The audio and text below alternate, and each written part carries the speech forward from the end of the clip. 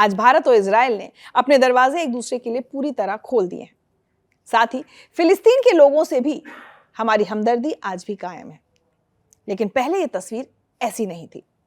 दशकों तक भारत की विदेश नीति पूरी तरह से फिलिस्तीन के पक्ष में झुकी हुई थी और इजराइल से हमारी दूरी बनी हुई थी। आखिर ऐसा क्यों था?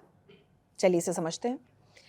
कहानी की शुरुआत होती है साल 1947 से, जब संयुक्त राष्ट्र में इजराइल नाम का नया देश बनाने पर वोटिंग हुई तो भारत ने इसका खुलकर विरोध किया।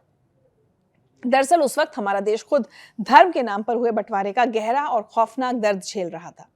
उस वक्त के हमारे नेता नहीं चाहते थे कि दुनिया में धर्म के आधार पर कोई और नया देश बने। हालांकि फिर भी इजराइल एक अलग देश बना। इसके बाद जब 11 मई 1949 को इजराइल को संयुक्त राष्ट्र का सदस्य बनाने के लिए मतदान हुआ, तब भी भारत ने इसके खिलाफ वोट किया।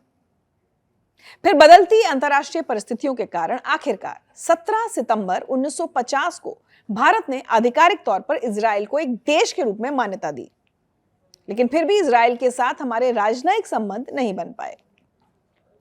फिर 1960 में एक बहुत ही दिलचस्प घटना हुई। भारत के पहले प्रधानमंत्री जवाहरलाल नेहरू गाजा के दौरे पर गए थे। नेहरू ने वहां किसी भी बड़े फिलिस्तीनी या इजरायली नेता से मुलाकात नहीं की। वो सिर्फ गाजा में तैनात भारतीय सैनिकों का हालचाल लेने वहां पहुंचे थे। ये भारतीय सैनिक वहां यूएन की शांति सेना का हिस्सा बनकर गए थे। तो इस दौरे को किसी भी तरह से भारत का कोई आधिकारिक राजनीतिक स्टैंड नहीं माना जा सकता था। लेकिन बड़ा सवाल यह है कि आजादी के बाद कांग्रेस सरकारें फिलिस्तीन का इतना ज्यादा साथ क्यों दे रही थी?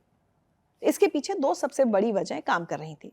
पहली, देश का मुस्लिम वोट बैंक और दूसरी अरब देशों का तेल यानी ऑयल डिप्लोमेसी।